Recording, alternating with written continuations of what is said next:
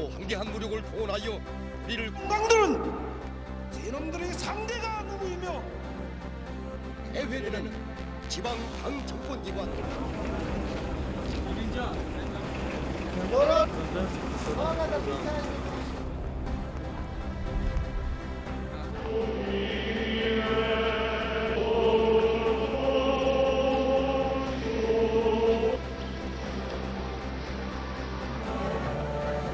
We've exercised our basic human right of self-determination, and we voted yes to stay as a British overseas dependent territory.